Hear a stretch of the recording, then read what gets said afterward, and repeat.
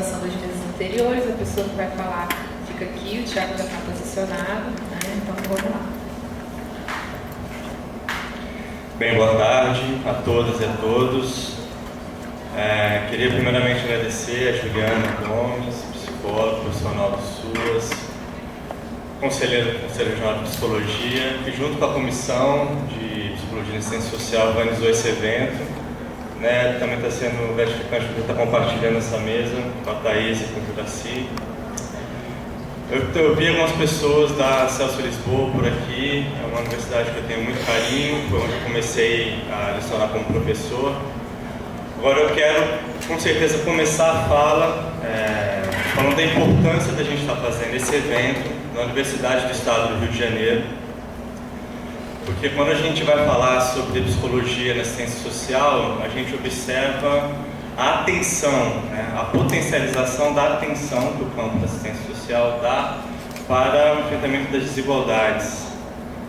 A gente observa o quanto que também se potencializa uma atenção para enfrentar as dificuldades que os cidadãos e as cidadãs brasileiros têm de enfrentar, ou enfrentam no dia a dia, de um país que tem historicamente uma marca colonialista, escravocrata, e coloca uma série de dificuldades. E se a gente vai pensar sobre essa sensibilização que essa atenção produz, fazer um evento como esse na Universidade do Estado do Rio de Janeiro é mais do que pertinente, porque com certeza uma das universidades que brigou para que o Brasil, a universidade não fosse acessada simplesmente pela elite, fosse acessada simplesmente pela pessoa branca, cis. Por isso que aqui é a Universidade do Estado do Rio de Janeiro, por isso que aqui eu, muito mais que qualquer outra coisa, aprendo cotidianamente, aprendo com meus alunos, e por isso da importância da gente estar aqui, A UERJ existe e sempre continuará resistindo. E eu achei muito bom a gente ter essa mesa anterior. Vou tentar continuar um pouco da discussão que teve, porque pensar um pouco a articulação, a transversalização da assistência social e psicologia em articulação com o campo da socioeducação, uma possibilidade é pensar a diversidade. E para se pensar a diversidade, dois conceitos que a gente pode trazer e trabalhar é o da alteridade e o da multiplicidade. Vou tentar ser um pouco breve na fala, Eu sei que tem pessoas aqui, como eu, estão aqui desde as 8 da manhã, A gente está aqui na quarta mesa do dia. Mas, continuando dentro do escopo da alteridade e da diversidade, é a gente pensar um pouco sobre como que se constitui a nossa subjetividade. Como que a gente se constitui enquanto pessoa, se não por uma subjetividade que é eminentemente produtiva. Pensar a alteridade como um analisador, como um fio condutor dessa fala, é pensar que não há nada hoje, no cotidiano que a gente enfrenta, mais visceral do que o encontro com a diferença. Afinal de contas, como que está no seu cotidiano, no meu cotidiano, no nosso cotidiano, esse encontro com o outro que traz aquilo que é estranho, que traz aquilo que não é familiar, e como que a gente reage a isso. Se a gente pensar aqui nesse auditório, o que nos define? O que me define? O que define cada um de vocês? A gente pode pensar questões, podem ser dimensões, podem ser recortes ou outros relacionados a gênero, a sexualidade, a uma categoria profissional, a outras filiações institucionais. Mas se a gente começa a pensar sobre isso, a gente fica pensando, no final de contas, o que me define? E tem muitas maneiras diferentes da gente se definir. Se tem maneiras diferentes da gente se definir, a gente pode começar a pensar a multiplicidade que cada um de nós representa, que cada um de nós pode manifestar. Mas é quando a gente fala que a gente hoje em dia, não só hoje em dia, está passando por um acirramento das diferenças, e é isso que a gente tem enfrentado na contemporaneidade brasileira e não só brasileira, esse acirramento das diferenças, a gente observa que, no encontro da minha multiplicidade com outras multiplicidades, tem sido gerado o medo, principalmente. E um medo da violência. E o medo da violência, que vai ser atualizado por uma narrativa, por uma notícia de uma violência, ou por vezes por uma materialidade dessa violência no meu corpo, quando a gente passa por essa violência. Claro que aqui a gente não vai igualar as diferentes violências, né? Porque existem diferentes grupos que passam por diferentes violências, mas a gente tem sim observado um investimento constante na violência. E o ponto é, a gente falou muito das diferentes abordagens e linhas da psicologia, só que a gente vê, historicamente, quando o homem e a mulher se vê diante daquilo que é estranho, isso gera ansiedade, e a partir da ansiedade, desse desconforto, se tem uma reação muito intensa que também é violenta. Então a gente vê que da violência gera-se o medo, e desse medo gera-se uma resposta violenta, que é um pouco do que estava sendo conversado no mês anterior, mas a gente pode trazer alguns outros exemplos. Mas aí, antes de entrar nos exemplos, vocês podem estar se perguntando, mas afinal, a gente vai entrar em que tipo de exemplo se a mesa é de socioeducação? Mas isso me faz lembrar uma fala de um policial, Beto Chaves, da Polícia Civil aqui do Rio de Janeiro, e quando ele vai falar que, olha, as pessoas falam que a polícia é muito violenta, só que a gente vive uma sociedade violenta. A polícia não é de Polissópolis, a polícia é do Brasil, a polícia é do estado do Rio de Janeiro, é da cidade do Rio de Janeiro. Então a gente tem que pensar que tipo de polícia a sociedade está demandando, para daí a gente pensar e dimensionar como que a gente vai colocar em questão a violência. Se a gente pensar isso em relação à polícia, a gente também pode pensar em relação à socioeducação, que é o que a gente observa quando a gente faz algumas pesquisas, né? E desse lugar de fala que me colocam, a gente então teve a oportunidade de fazer pesquisa e intervenção no sistema socioeducativo no DEGAS aqui do Rio de Janeiro, a gente aqui da psicologia da UERJ. Quando a gente vai conversar com os agentes socioeducativos, com a equipe técnica, eles falam, olha, muita gente fala sobre os agentes, sobre como que a gente lida com a socioeducação, das dificuldades, quanto não é socioeducador, mas as pessoas discutem como que é que está inserido o sistema socioeducativo dentro dessa sociedade. De que sociedade que a gente está falando? É por isso que eu vou trazer alguns exemplos recentes para falar da questão da diversidade no Brasil. Em matéria do El País, dessa segunda-feira, né, dia 24/10, assinada por Luiz Rufato, há um comentário sobre o que chama de hipocrisia nossa de todo dia. Referindo-se primeiramente à exposição Queer, que foi cancelada em Porto Alegre, e posteriormente à decisão do Museu do MASP em São Paulo de proibir o acesso a crianças e adolescentes, mesmo acompanhados por pais ou responsáveis, à exposição por conter alguns tipos de pinturas, quadros que continham nus, o autor comenta: somos bombardeados 24 horas por dia por propagandas que erotizam o corpo para vender os mais diversos produtos, de cerveja a automóveis, de eletrodomésticos a sexo. Segundo a revista norte-americana The Week, a indústria pornográfica movimenta em todo o mundo 97 bilhões de dólares anualmente. De cada 4 buscas na internet, uma é de natureza sexual. São pornográficos 12% dos sites existentes na web, 35% dos downloads, 8% dos e-mails. E para se ter acesso a conteúdos pornográficos, basta possuir um computador. Segundo a FGV, Fundação Getúlio Vargas, o Brasil conta hoje com 208 milhões de smartphones, celulares que funcionam como computadores móveis, ou seja, 1 por habitante no Brasil. Além disso, existem 166 milhões de computadores propriamente ditos, o que significa que a cada 5 habitantes, 4 são proprietários de desktops, notebooks ou tablets. Segundo o IBGE, em 2015, 58% dos domicílios tinham acesso direto à internet. Então, o ponto não é se a gente tem ou não tem que discutir. A gente pode e deve discutir. A questão é como que a gente tem discutido. É como tem sido intensa a resposta àquilo que é estranho a certos grupos. É a maneira com a qual a gente pauta isso. Um outro tipo de exemplo que a gente pode colocar é de uma entrevista também do mês de outubro, feita na CBN com o rapper paulista Rapping Hood.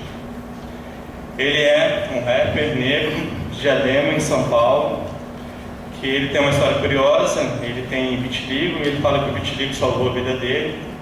Ele, na entrevista recebendo, falou: olha, eu quando era adolescente, eu estava me aproximando de alguns amigos que eram do tráfico, eu queria entrar no tráfico, mas aí que meus amigos, ele falando, que meus amigos me falaram foi: olha, neguinho, você com essas marcas na cara, facilmente vão identificar que é a gente que está fazendo alguma coisa, então não dá para você ficar com a gente, vai para outro grupo, você é bom com música, investe nisso. Ele fala que essa diferença dele, pelo vitiligo, salvou ele. Só que daí, um outro ponto da entrevista, ele começa a abordar sobre como era diferente nos anos 80 e 90 produzir rap e hoje em dia. Ele fala que nos anos 80 e 90 era muito mais difícil, porque para você fazer ampliar as músicas, era muito mais difícil você comprar um disco importado. Era muito mais difícil você ter um aplicativo de som, você ter os equipamentos necessários. Hoje em dia, você tem isso com muito mais facilidade. Só que hoje em dia, a rivalidade, a dificuldade de você ter um espaço social é muito maior do que antes, por aquilo que se pareça. Ele fala, antes a dificuldade de acesso, tinha a questão do gueto, ser separado, mas a gente tinha um espaço. Hoje em dia está mais pulverizado, mas assim como também está mais pulverizado o controle sobre aquilo que a gente faz. Por mais que a gente tenha uma facilidade de acesso a recursos, a gente tem dificuldade na produção daquilo que a gente faz para o rap. Um último exemplo só para mostrar exemplos bem variados uns dos outros, o ex-presidente estadunidense, Barack Obama veio ao Brasil também nesse mês de outubro, fazer uma série de palestras, e numa dessas palestras, ao final, ele abriu para perguntas, e perguntaram para ele: o que você mais se arrepende, o que você poderia mudar na sua gestão se você pudesse? Ele falou: olha, o que eu poderia mudar, que eu gostaria de ter mudado, é a capacidade de ter criado uma comunicação maior entre os diferentes grupos sociais dos Estados Unidos. Porque a gente enfrentou uma grave crise em 2006, 2007, as pessoas sentiram essa crise, mas segundo ele, junto às políticas e junto a uma união de diferentes categorias, conseguiram enfrentar a crise. Só que a crise gerou uma estagnação que não era só econômica, como também uma estagnação de comunicação e diálogo. Passou-se a crise, mas continuou-se separados de maneira bem distantes, acirradas, as diferenças entre um grupo social e outro grupo social. Então, o quanto que é importante a gente criar um canal de comunicação, um canal de diálogo que tente aumentar um pouco a aproximação que a gente tem daquele que é diferente da gente. Hoje de manhã, numa fala da Paula Latiger, quando ela estava comentando sobre como que a gestão se relaciona com os profissionais, ela começou a fazer algumas provocações, algumas perguntas sobre quais seriam características importantes para uma gestora, Bem, teria que ser uma pessoa comprometida com as necessidades específicas da população, dos profissionais, as pessoas, sim. Bem, vocês conhecem alguma gestora assim? Daí a maioria foi para a resposta não, ela falou assim, poucos. Essa é a diferença da resposta do não conhecemos gestora assim ou gestora assim. Bem, existem alguns poucos. Me lembro um pouco da fala da colega anterior, sobre alguns pastores que estão fazendo curso de psicologia. Ela fala, alguns pastores vão no sentido de tem que ser algo próximo daquilo que eu vejo na igreja, senão não está muito certo, ou não. Tem uma postura, tem um pertencimento religioso, estudo a psicologia como ciência e profissão, eu consigo fazer um diálogo, consigo entender um pouco a diferença dos campos, como atuar num campo, como atuar no outro. E é importante que a gente observe, que a gente possa observar essas diferenças, essas nuances. Quanto mais nuances a gente observar, mais campo e possibilidade de diálogo a gente está produzindo. Daí, indo para a socioeducação, como que isso vai ser um dispositivo que vai permitir a gente fazer, ver e falar a socioeducação? Porque quanto mais rivalizado, mais individualizante, culpabilizante é a análise. Ou seja, voltando à ideia da multiplicidade, eu sou um ser múltiplo, cada um de nós aqui é múltiplo. Só que aqui no Brasil, por uma certa rivalidade recente, não só recente, mas acentuada recentemente por questões políticas, vai ser assim, dentro de tudo aquilo que eu posso ser e que você pode ser, só uma coisa vai ser significativa, você é de esquerda ou você é de direita. Se você for de esquerda, você vai para um lado, eu acredito, você não acredita, se você for de direita, você vai para o outro. E as pessoas perdem a capacidade de conseguir ouvir o outro. Se a pessoa é do grupo que não é o seu, ela fala assim, bem, o que você falar não vai me convencer, o que você falar não vai me sensibilizar. E é por isso que é importante que a gente não rivalize, porque quanto mais rivalizado, nossa, sério mesmo? Quanto mais rivalizado, mais distante a gente está. O último exemplo, eu achei curioso ter hoje aparecido muito exemplos das representações sociais, que eu teria que usava mais antigamente, mas eu achei bom ouvir novamente fala sobre representações sociais.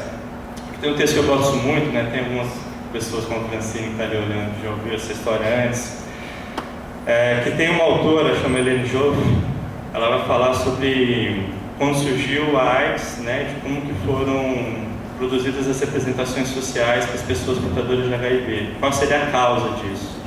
Mas antes dela entrar no texto dela sobre o tema da AIDS, do HIV, ela traz o exemplo da sífilis.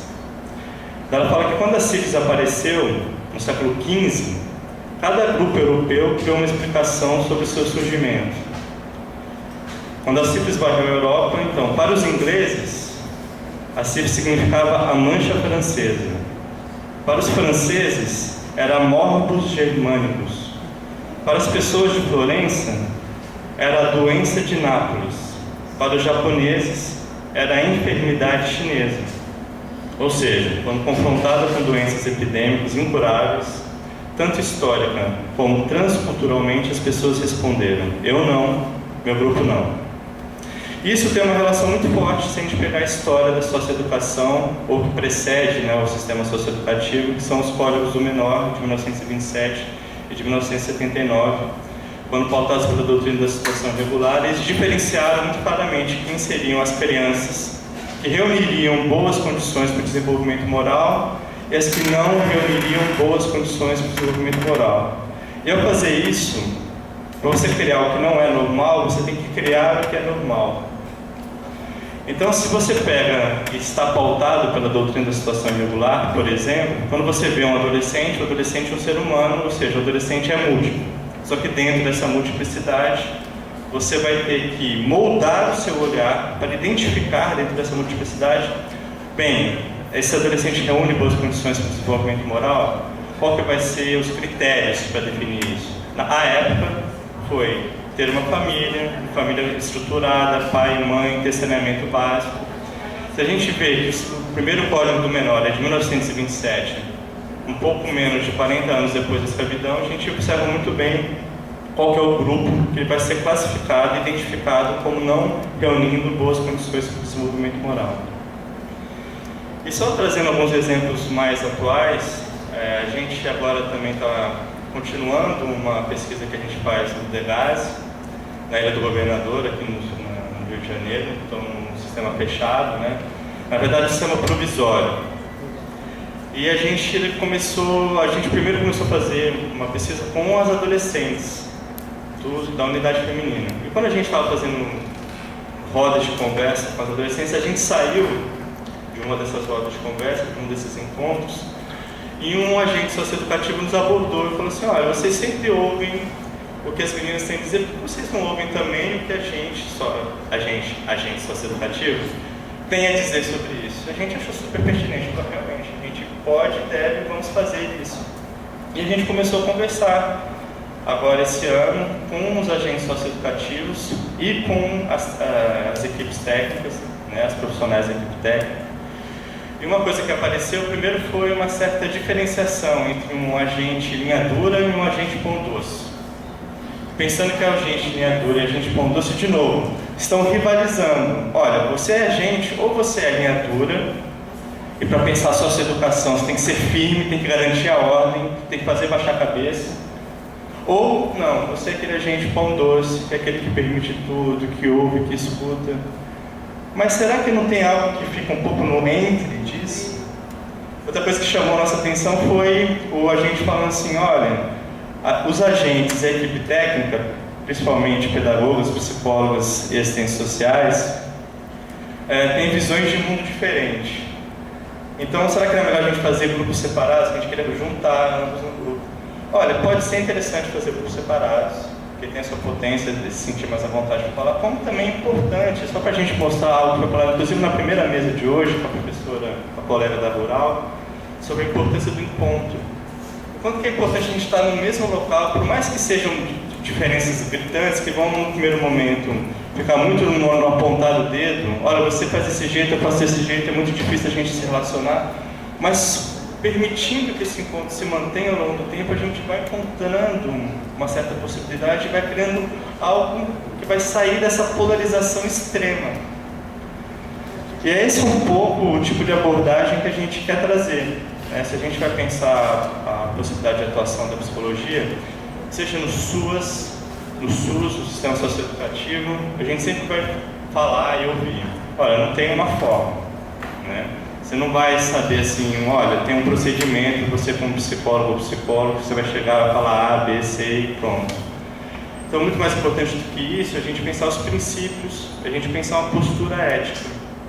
Por isso que quando a gente pensa a diversidade, a alteridade e a multiplicidade como analisador, como um condutor, é porque a gente quer falar de uma maneira da gente construir o nosso olhar, uma maneira de construir uma possibilidade de criar um espaço sensível às diferenças e às diversas opiniões.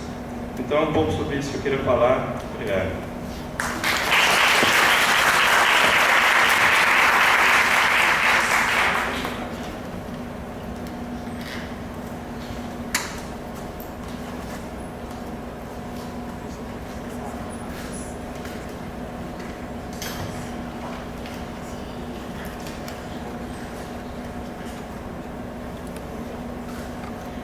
Vamos passar a fala então para o Juraci, né? Conselheiro do CRP, psicólogo do DEGAS e pós-graduado em Psicologia Jurídica e mestre em Psicologia pela Universidade Federal Rural. Boa tarde a todos. Vou fazer uma brincadeira com vocês, sem desmerecer os outros trabalhos, né, na parte da manhã e antes. Os últimos serão os primeiros, né? Então vocês estão aqui até agora, né? E com certeza a gente vai poder fazer um diálogo interessante. A gente já está fazendo. Então, para conhecer um pouquinho de vocês, assim, psicólogos, só para eu conhecer psicólogos, a maioria, eu imaginava isso, né? Não psicólogos, né? Ok, beleza. Quem trabalha no sistema socioeducativo? E aí, o sistema socioeducativo é CREAS com liberdade assistida, por exemplo, PSC. Ou no DEGAS? Alguém trabalha no DEGAS? Beleza. Então, eu vou falar um pouco, né? Eu vou falar um pouco do lugar, assim, da ponta, né? De quem está ali na ponta que trabalha. Quais são os enfrentamentos? Quais são as questões que a gente tem, né? Que a gente tem que resolver e dar conta no dia a dia do trabalho, né? E aí falar de adolescente, né?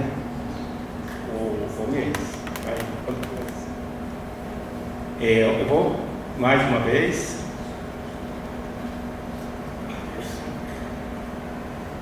então o contexto histórico que a gente tem aí, o Tiago acho que deu conta, né, de trazer um pouco dessa coisa aí, assim, como é que a questão do menor, né, do sujeito, né, como objeto de prevenção estatal e da proteção integral que a gente se encontra agora. Então vou adiantar mais um pouco. E aí, como eu estou vendo que a maioria da galera aqui não trabalha no sistema socioeducativo, saber, eu acho que eu estou olhando aqui, porque eu sei onde você está. Bem rapidinho, um adolescente cometeu um ato profissional, o que acontece com ele? Tá? No Rio de Janeiro, a gente tem uma delegacia especializada, né? Aquela que não tem reserva um espaço separado para adolescente. Ele é levado prioritariamente, se é na capital, aqui para um centro de acolhimento, né? Um centro de referência, onde os adolescentes são levados até o GCA, na Ilha do Governador. Tá? Estando em outros municípios, as unidades têm esse espaço também, né? E aí o adolescente é apresentado ao Ministério Público, tá? Bem rapidinho, só para vocês terem uma ideia. O Ministério Público ofereceu representação, o adolescente vai ficar lá nos 45 dias, na internação provisória, tá? E aí, até 45 dias, e aí ele recebe uma sentença ou não. Dessa sentença pode ter uma internação, pode ter uma que é a medida mais gravosa, tá? Que pode durar até 3 anos, pode ter uma semi-liberdade e uma liberdade assistida. Que aí depois dessa parte aí da próxima. Essa parte aí eu vou deixar para a Thaís. Tá? Mais o outro. E aí o que a gente tem? A equipe técnica, né? Como é que a gente vai, esse trabalho é enfrentado? É enfrentado com essa, quem lida com isso, né? Com adolescente, e aí eu quero pensar muito mais adolescente no espaço da internação, né? No espaço do encarceramento. E aí a gente tem as equipes, né? O psicólogo, o serviço social, pedagogia, né? O jurídico, o educador social e a equipe de saúde mental. Próximo. Isso aí. E aí eu quero fazer uma reflexão com vocês a partir do campo da delinquência, né? E isso já foi bastante falado aqui, né? O adolescente, ele tem cor, né? O adolescente internado do sistema, adolescente do sistema socioeducativo, ele tem cor. E qual além de ter cor, ele tem uma região onde ele mora, ele está circunscrito em um determinado lugar da sociedade, né? E aí o Foucault vai trazer uma questão muito interessante dessa seletividade, né? Se você quer pensar a adolescência a partir de uma ruptura com a sociedade, a partir do adolescente que comete o ato infracional, é a equipe que vai romper com as lógicas instituídas, né? Então ela deve ser docilmente controlada. E nesse sentido, todo um aparato de segurança, todo um aparato, né, que é o sistema socioeducativo, e aí pensando a internação, né, como um campo mais do encarceramento do sujeito, né? E aí o que é produzido nesse espaço? Quais são as questões que são produzidas? Mas antes de chegar lá, né, eu quero trazer um outro conceito que é do Michel Misse, que eu acho que é muito importante para as representações. O Melissa acabou de falar de representação, né, e dessa como é que a gente imagina. E aí eu rapidinho, só para a gente visualizar esse conceito, acho que é melhor eu explicar, tá? Vamos fechar os olhos? Fechar os olhos, assim, bem rapidinho. E aí, ó, começa a imaginar um bandido. O que é um bandido? Né? O que é um marginal? Como é que é o perfil dele? Qual a cor? Como é que ele anda? Como é que ele fala? Né? O trejeito dele. Pode abrir. Como é que a gente já sabe, né? A gente sabe como é essa pessoa. Ela anda meio assim, né? Ela usa cordão, ela fala determinado bonezinho, fala determinadas gírias, jeito de falar. A gente, quando está num sinal de trânsito, a gente vê mais ou menos, ele vai lá e fecha o vidro rapidinho, eu também faço isso, tá? E aí ele vai chamar isso de processos de incriminação, né? A gente já coloca o sujeito em determinado lugar, a gente já diz qual lugar do sujeito, né? O sujeito potencial criminoso já está. E aí, se esse sujeito, com tanta, né, intervenção, com tanta essa fala, né, e as políticas públicas da intervenção, né, da criminalização, que vai ficar em torno desse sujeito, ele vai se colocar nesse lugar, ele vai aceitar esse lugar e ele vai chamar de sugestão criminal. E aí, pensando, aí esse sujeito já chega no sistema socioeducativo todo marcado, né, todo subjetivado, que eu sou o bandido mesmo, né? Fora isso, tem toda uma discussão, né, das culturas que são produzidas, né, Tá tudo bem, vou correr tanto não, estou preocupado com o tempo, vou mais devagar. As culturas que são produzidas, né, e aí tem os diversos, para não nomear nenhum nem outro, os diversos comandos que a gente vê muito bem aqui no Rio de Janeiro, a gente sabe disso, quais são os comandos, né, que a gente está sujeito em determinadas regiões do Rio de Janeiro, né? E aí esse sujeito é marcado por uma conduta, uma bíblia, né, uma lei, um regimento, né, de como ele tem que seguir determinadas normas. E ele, quando ele chega no sistema socioeducativo, a forma que ele se performa, a forma que ele tem que responder às condutas da instituição não são muito diferentes daquele vive lá fora, né? E aí eu poderia dizer, a partir dessa discussão, a partir do que Foucault traz, a partir do que Michel Misse traz, que a instituição socioeducativa ainda produz e reproduz um jeito de ser adolescente, né? Esse adolescente autor de ato infracional, no sistema socioeducativo. Então, como dizia Foucault num outro momento, numa outra fala, para que serve a prisão, né? A prisão, o sujeito entra para a prisão e é marcado não só no corpo, mas marcado na sua subjetividade, de modo que ele possa ser o tempo todo reconhecido pela sociedade. Então, é como se fosse meio que um caminho sem volta, né? O sujeito do crime, o sujeito do sistema socioeducativo que a gente está tratando aqui, o adolescente, é meio que um círculo vicioso, né? Como é que a gente pode romper isso? Pode passar para o próximo. Eu que não passei o meu, né? E aí, E aí eu trouxe algumas questões para a psicologia, né? Que não é só para a psicologia, mas muito mais para o psicólogo, porque assim, na nossa formação a gente é muito mais para a clínica, né? Já foi dito aqui que a psicologia nas políticas públicas está muito nova. A psicóloga nas políticas públicas, e a socialização é uma política pública que também está se fazendo como política pública e não como um espaço de encarceramento, ainda é muito nova, porque está atravessada aí pelo SUAS, pelo sistema de garantia de direitos, diferente de uma outra lógica lá como funcionava o antigo Código de Menores. E aí, o psicólogo faz aquele, sugere medida socioeducativa, né? Que tipo de documento produz a psicologia no sistema socioeducativo? Essas são questões que a gente discute muito. Existe uma especificidade clínica da psicologia no sistema socioeducativo? Eu também faço parte, eu esqueci de falar aqui, de uma discussão, tá, que é o eixo socioeducativo do CRP, que está locado nos direitos humanos, que tem uma discussão nacional, e a gente no Rio de Janeiro também faz essa discussão e tenta, né, e a gente vai fazer a gente tem um trabalho, né, a ser desenvolvido, né, com a categoria, e a gente está planejando agora diversos encontros regionais no estado do Rio de Janeiro, de modo que a gente possa conversar sobre essas práticas, porque o psicólogo, como eu falei, é uma prática nova, é uma prática que traz muita angústia, que traz muito sofrimento para o psicólogo, para o profissional que está lá, né, porque lida com muitas questões, né.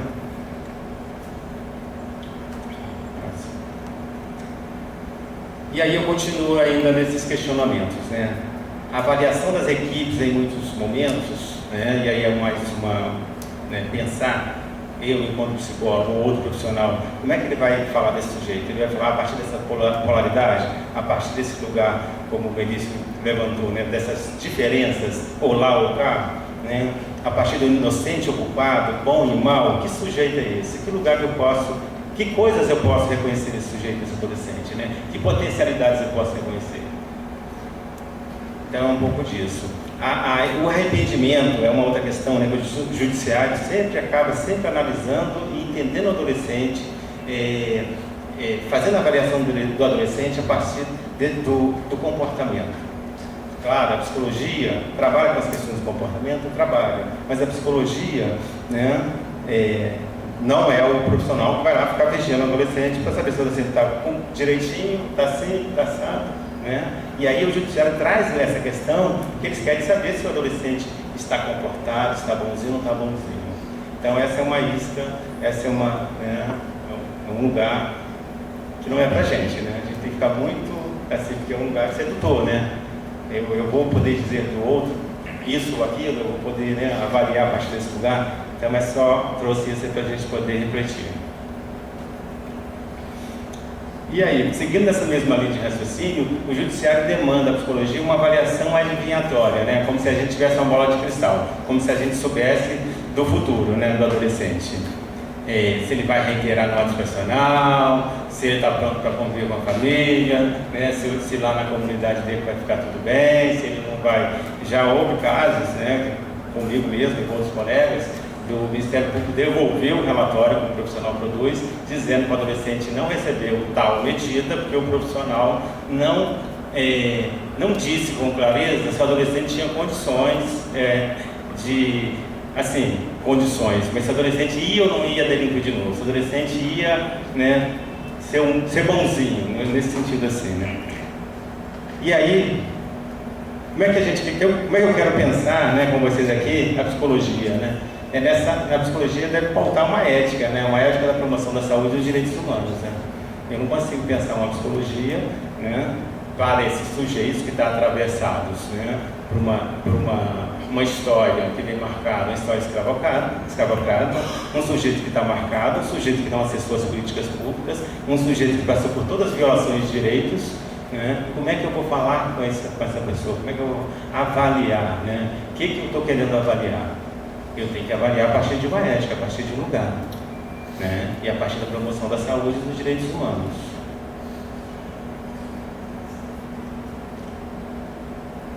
E aí eu quero trazer um pouco assim do retrato. Como é que eu estou aí? Estou bem, está tranquilo.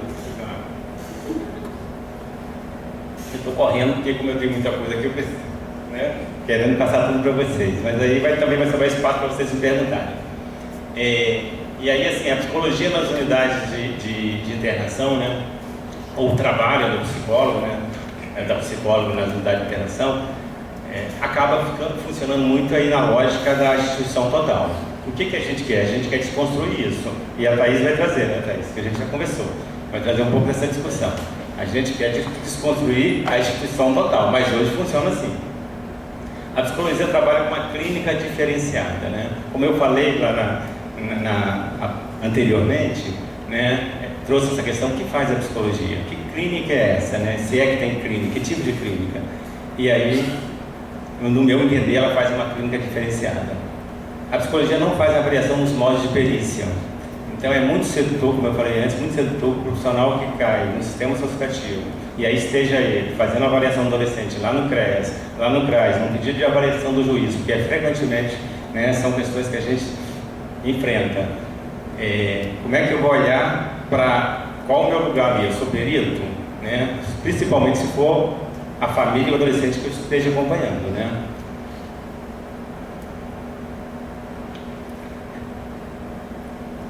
Pode seguir. E aí mais desafios para a psicologia, né? E para a gente enquanto trabalhador do sistema associativo, né? Trabalhar numa perspectiva de rede, né? Articular as ações socioeducativas no sistema de garantia de direitos, manter o diálogo com os atores do sistema de justiça, articular com os conselhos de direito, pode. E aí, mais um desafio, né?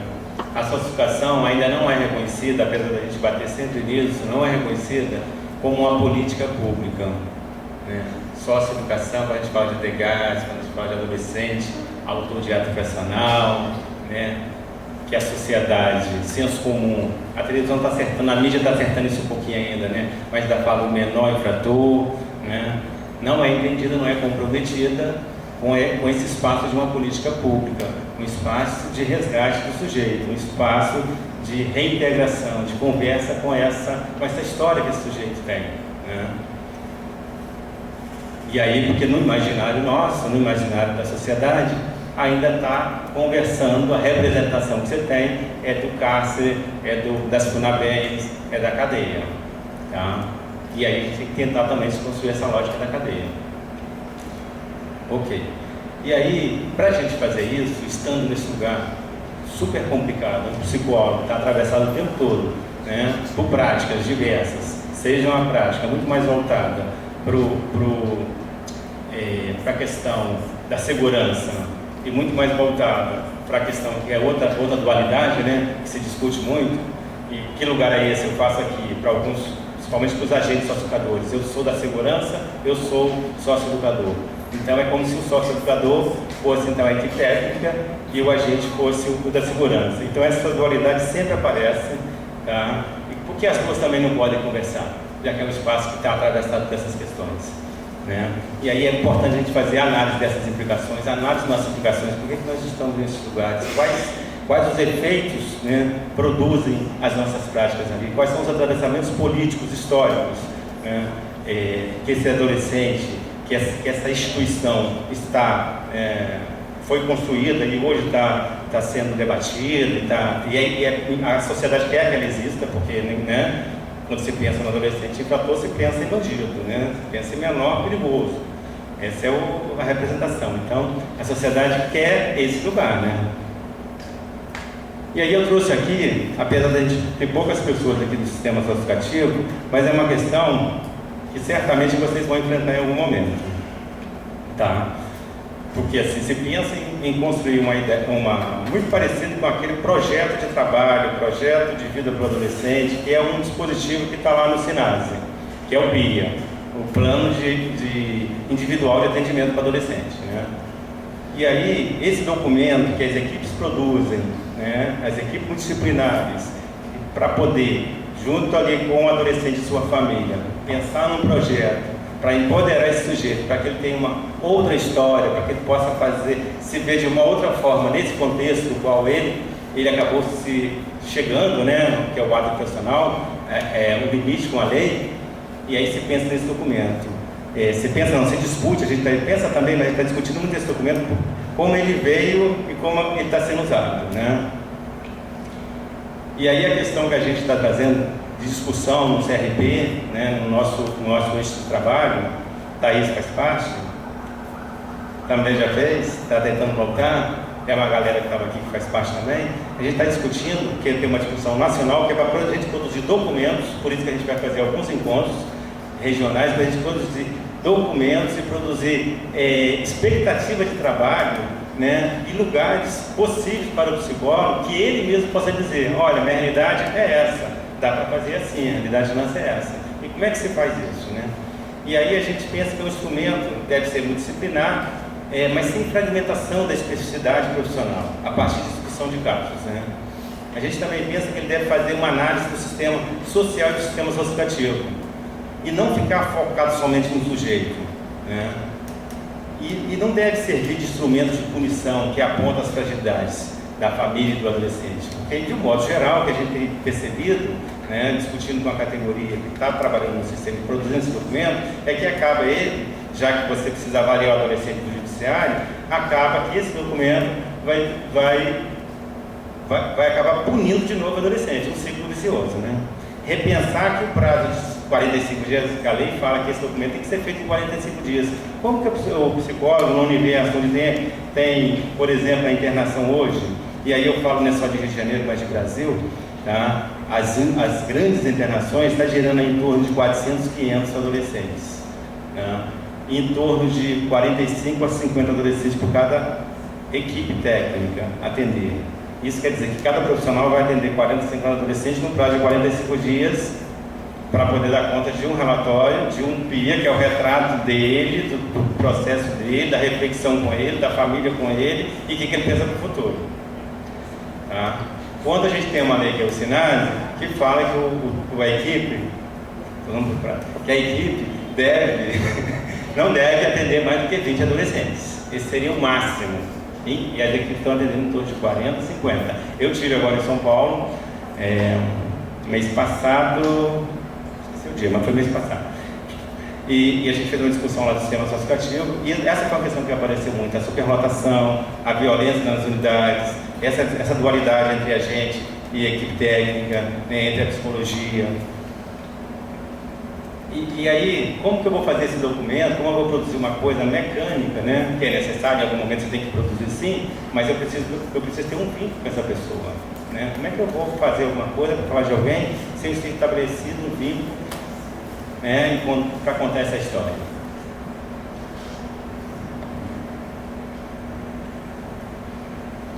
Vai? Você passou tudo, mas tudo bem.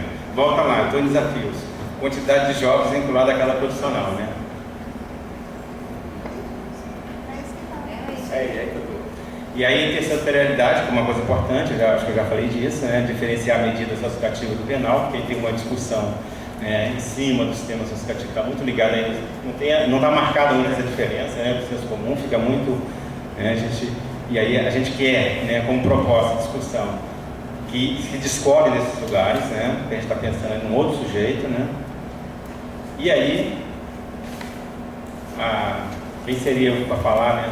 Como a Jaqueline falou, né, as questões que ela trouxe da diversidade sexual de gênero, mas só para dar uma informação para vocês, o Degase, falando um pouco agora lá da instituição, né?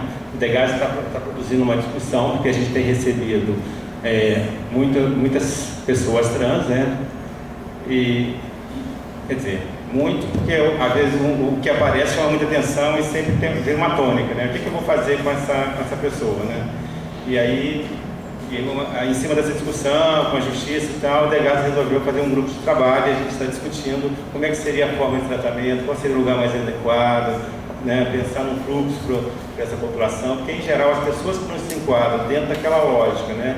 Daquela cultura do adolescente, que tem uma lei, né, que eu falei aqui no início, que é produzida lá nas suas diversas facções, que chega na instituição, que repete, né, tem uma retroalimentação desse lugar, dessas facções, desse discurso, da própria instituição. E aí,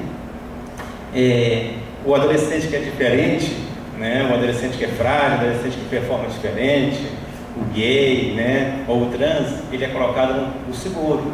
E o seguro, que é o famoso modo protetivo, nem sempre é protetivo, né? Então, como fazer essa discussão da proteção na socioeducação? Mas para falar em proteção na socioeducação, eu vou encerrar minha fala e vou agradecer, vou passar para a Thaís, porque eu sei que ela vai falar disso, que eu também conversei com ela.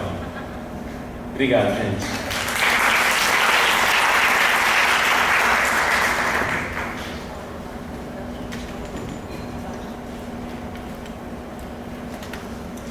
Então vamos passar a palavra para Thaís Vargas, mestre em Psicologia pela UFRJ, psicóloga do DEGAS e da Secretaria de Assistência Social de Itaguaí.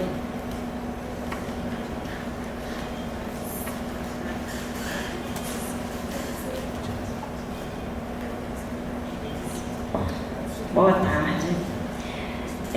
Só um comentário antes. Eu hoje trabalho no DEGAS, trabalho na Secretaria de Assistência de Itaguaí e trabalho no CRES. Então eu acabo trabalhando com medida socioeducativa no meio aberto e com medida socioeducativa no meio fechado. Também já fui de internação provisória, só não trabalhei com semi-liberdade até agora. Mas eu comecei a minha trajetória na socioeducação no meio aberto, na municipalização das medidas socioeducativas daqui do Rio de Janeiro, no município, né? Pode passar. Eu queria falar um pouquinho do que é o sistema socioeducativo, né? Para a gente poder ampliar um pouco essa ideia. O sistema socioeducativo está regulamentado pelo SINASE de 2006, né, que é um documento do CONANDA, que vai falar de como deve ser o atendimento socioeducativo no âmbito nacional. Esse documento do CONANDA, ele vai trazer as diretrizes, vai trazer os princípios, né, e ele vai falar que o objetivo, né, assim, a medida socioeducativa, ela tem dois vieses, né? Ela tem o viés sancionatório, né, que é o repressor, que é o da reprovação daquele ato, e ela tem o caráter sociopedagógico, socioeducativo, que é a gente pensar numa outra forma de inserção desse adolescente nessa sociedade, né? A gente está lidando com alguém que, na sua condição peculiar de desenvolvimento, infringiu a lei. E aí a medida socioeducativa vai ser a resposta que essa sociedade escolheu para dar. E aí isso é importante para a gente não perder de vista que não existe impunidade, né? Quando a gente fala que o adolescente ele é inimputável, ele é inimputável diante do Código Penal, porque ele tem um código específico para isso, que é o Estatuto da Criança e do Adolescente. E aí, quando a gente fala sobre o caráter pedagógico e o caráter de reintegração desse adolescente ao grupo social, a gente está falando de garantia de direitos. E aí, para isso, a gente vai precisar de todos os outros sistemas juntos. A saúde, a educação, a segurança pública e o Sistema Único de Assistência Social. Eu trouxe aqui as medidas, né? Enfim, nem todo mundo tem familiaridade com isso, não vou me alongar porque isso está claro no Estatuto, mas só para a gente dar uma pincelada, aquelas duas primeiras medidas, né? Elas normalmente são aplicadas no âmbito do judiciário, que é a advertência, que é como se fosse uma bronca, né? Enfim, mas do juiz, não é qualquer bronca, né? Só que é registrada, inclusive, isso fica registrado na FAI do adolescente.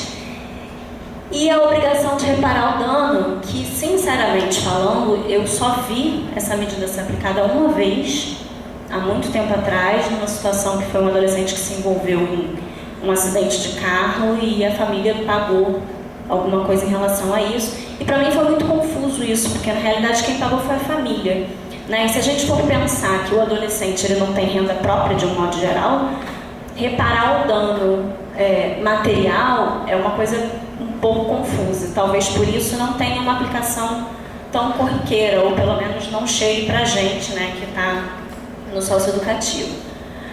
E aí a gente vai ter a prestação de serviço à comunidade, que na minha opinião é a medida mais interessante que a gente tem e infelizmente é mais difícil de aplicar, né? Porque justamente a gente precisa da sociedade e é justamente por isso que ela é a mais interessante, né?